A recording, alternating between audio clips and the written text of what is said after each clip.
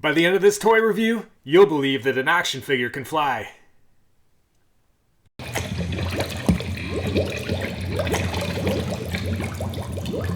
Welcome back to the Bog Toys and Collectibles, where today we're going to be taking a closer look at the DC Multiverse McFarlane Collector Edition Superman, the movie 1978 action figure.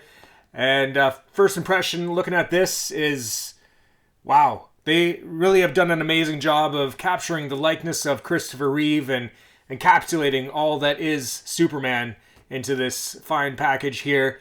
And of course, this does come in the standard window box that you can expect from all DC Multiverse figures.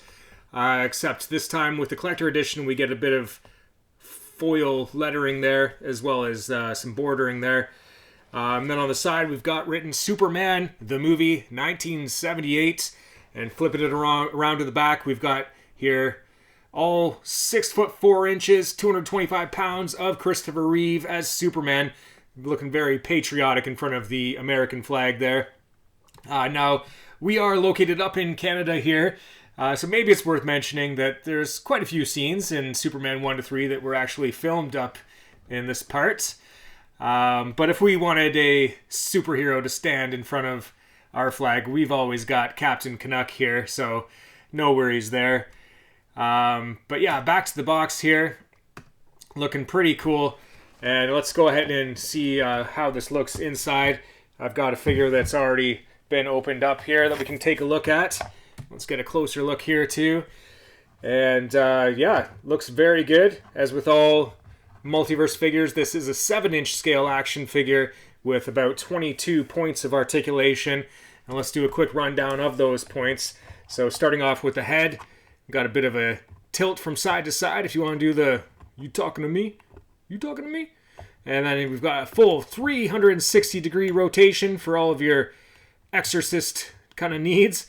He's got an up and down look, and you'll want to crank it right back like that if you want to do a flight pose, so we can kind of see where he's going.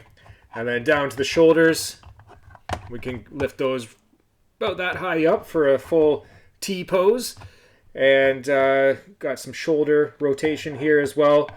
And there's a bit of a gasket on there too to kind of cover up some of the joint, and definitely helps hide that and keep it looking like a nice broad shoulder.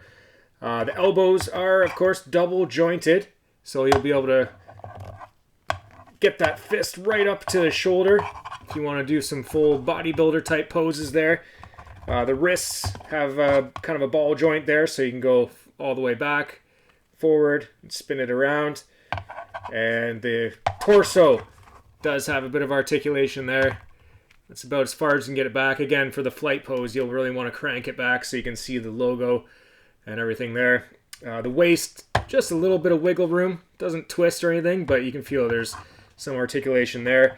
Down to the legs, you can bend it back about that far. You're going to start to see the gap in the joint there, but you got to be careful too. When you put it back, it might hook up under the trunks there, so be mindful of that.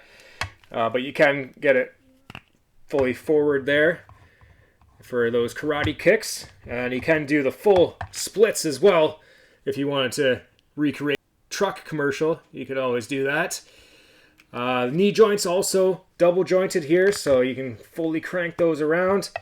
And then the ankles have another ball style joint. You can go front back, a little bit of side to side, and then the toe have some articulation as well. So yeah, there's definitely lots of points of articulation. You'll be able to contort this guy into any pose that you can imagine, get him ready to battle. So that's pretty cool. And then as far as accessories go, he does come with quite a few different items. Let's see if I can get him to stand again. So let's get into the accessories here. So starting off, he does include a stand, because as you can see, I was struggling a little bit to get him to stand up, but he does include this clear flight style stand, so you can kind of clip him onto there if you wanted to make it look like he's soaring above Metropolis, or spinning around the Earth hundreds of times to try to turn back time. But that's cool. And then the stand does have a little bit of a foot peg in there also if you wanted to just kind of clip him into place and, you know, make him stand on his own like that.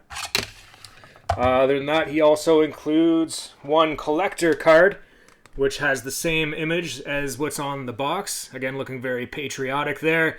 And in the back of the card, we've got some details about Superman and kind of a driver's license type photo there too. But this does also have foil on there, and it's nice, sturdy cardstock material too, so that's cool. And then here we go. We've got a full tray of accessories here. I don't know if I call them accessories exactly. They're more like swappable hands and parts. But here is the alternate head.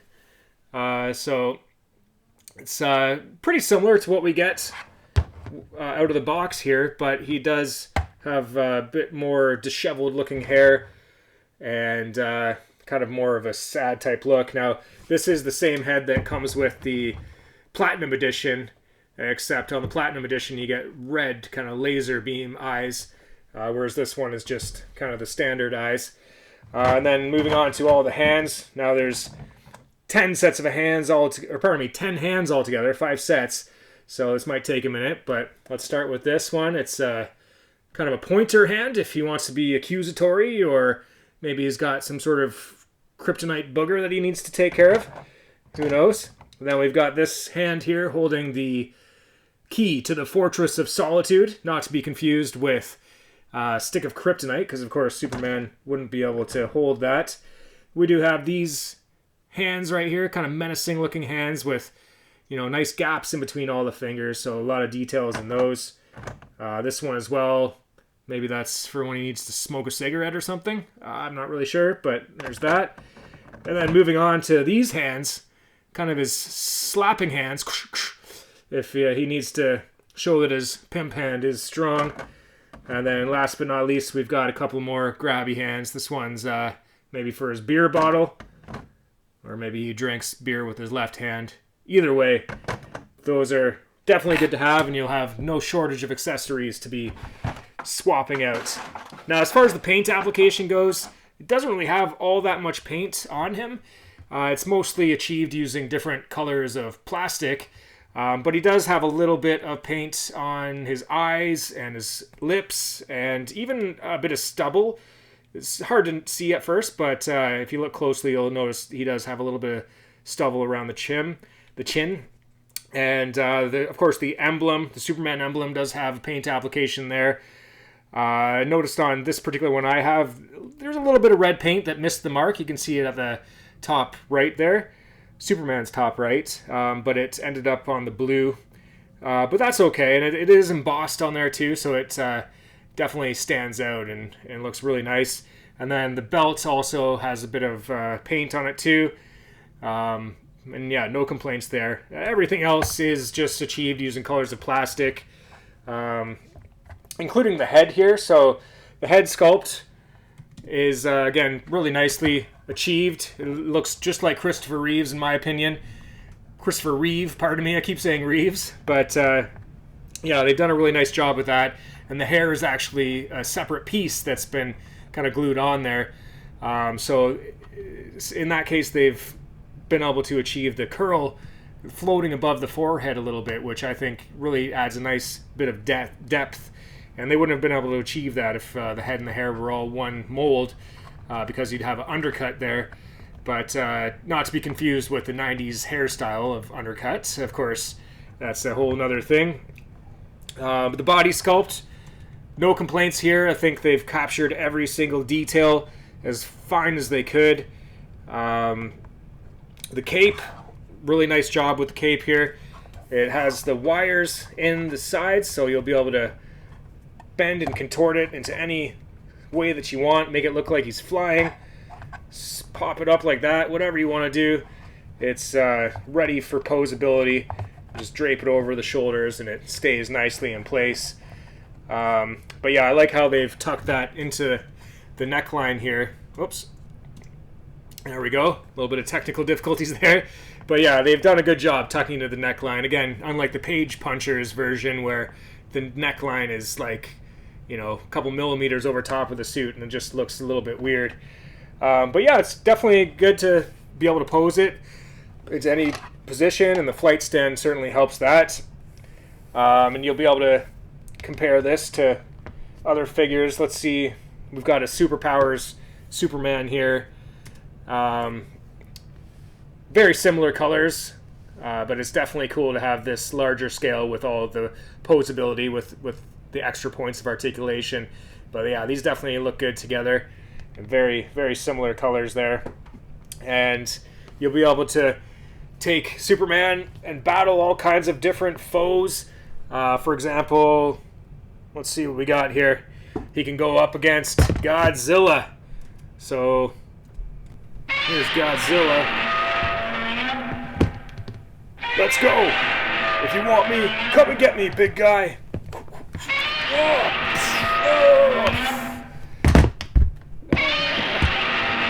yeah, we'll take this.